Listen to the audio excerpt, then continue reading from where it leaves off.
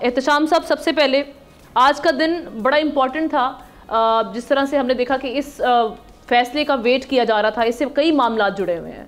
ज़ाहिर है ईवान में भी सिचुएशन चेंज होगी। पहले तो मैं इनिशियल आपके रिमार्क्स चाहूँगी, आज के फैसले को आप देख कैसे रहे हैं? देखिए, हम ना वकील तो मेरा ख्याल हम आज अब ज़्यादा में बातें बताएंगे, लेकिन अब क्योंकि सियासत और साथ साथ इंसाफ के ऐवानों में जो होता है हम रोज़ाना देखते भी हैं, तो थोड़ा बहुत चीज़ें हमें भी समझ आती हैं। और ख़ास तौर पे इस हवाले से मेरा ख्याल है जो जर्नलिस्ट हैं उनको ज़्यादा समझ आती है कि हमारे यहाँ सियासी फ़ैसले ज़्यादा होते हैं अदालतों में, और आइनी और कानूनी फ़ैसले कम ही होते हैं। तो मुझे तो इसमें कोई शक नहीं आमना कि ये सियासी फ़ैसला है, ये आइनी और कानून नहीं है। और मैं इसको इस तरह अपने इस आर्गूमेंट को आगे लेके जाऊंगा कि जो पहले भी एक दफ़ा बात हुई थी, फैसल सिद्दीकी साहब को जब कॉर्नर किया गया था बार बार कि जी आप क्या चाहते हैं कि आइन को हम रीराइट करें, उन्होंने कहा जी रीराइट ना करें, लेकिन इसको कोई क्रिएटिव डिसीजन दे दें।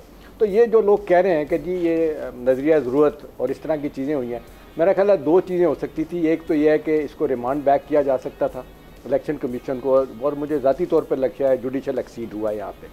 अब सवाल ये है कि जी सियासी तौर पे तो फ़ायदा इनको हो गया, और ये जो बात मेरा ख्याल है हुकूमत को लोग कर रहे हैं हमने कि जो पटिशनर था, पटिशनर तो कौन था, सुन्नी इत्तेहाद थी, वो तो पीटीआई थी नहीं। उन्होंने जनाब फ़ायदा जो है ना पीटीआई को दिया। उससे आगे बढ़ के जो पीटीआई को उन्होंने फ़ायदा दिया, ये जो अभी आपने जिक्र किया 39 आज़ाद जो अपना पीटीआई के लोग हैं, 41 जो आज़ाद हैं, वो ऐसा नहीं है। उन्होंने तो प्रीएम्प्ट किया, उन्होंने कहा कि जी वो बल्कि आप पढ़ें उस पर स्पेसिफाइड पार्टी का लफ्ज़ है, यानी आप आज़ाद हैं, इसी पार्टी में जाएंगे, आप पीटीआई में जाएंगे।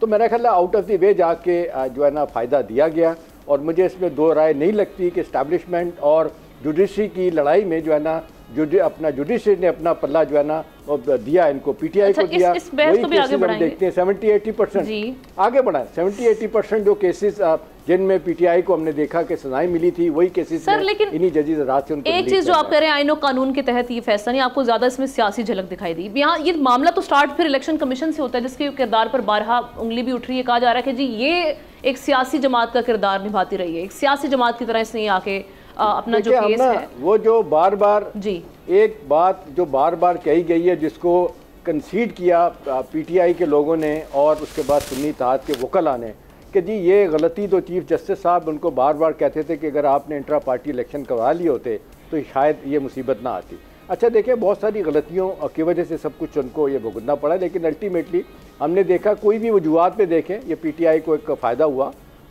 जैसे भी आप कहें इसके बेनिफिशरी तो पीटीआई बनती है, इख्तलाफात किसी की भी हों। अब सवाल यह है कि जी व्हाट नेक्स्ट, क्या इससे कोई कंपोजिशन चेंज हो सकती है? अभी देखें 210 का हाउस जो मेंबर है इत्तेहादियों के 210 हैं, इनके 126 बनते हैं। अच्छा अब क्या है जी, क्या हुकूमत बन सकती है? लोग कहते थे नए इलेक्शन की बात, नए इलेक्शन तो पता नहीं उसी वक्त होंगे कि जब पीटीआई के चीफ जो है ना वो नज़रसानी करेंगे अपने नुक्ता पे हमने क्या करना है। अदरवाइज़ इन हालात में अगर आप चाहेंगे कि इलेक्शन भी जल्दी हो जाए तो मेरा ख्याल है उसके लिए भी कोई इतनी आसानी से बात नहीं बनेगी। अब सबसे अहम बात सारे मामले की आमना इस वक्त ये है कि अब जो इस वक्त हम देख रहे हैं कि सियासी अवानों में, और सर इस पे हम बहुत सारे नुक्ते हैं, इन पे हम वन बाय वन बात करेंगे। मैं चाहूँगी पहले पे भी बात हो सकती है। आखिरी बात सुन लें। आखिरी बात इस हवाले से आमना ये है कि जो इस वक्त इतना बड़ा फ़ायदा दिया गया पीटीआई को, क्या वो इससे भरपूर फ़ायदा उठा सकेंगे? ये उसी वक्त फ़ायदा उठा सकेंगे जब अपने जिसको कहते हैं सियासी सोच में लचक पैदा करेंगे।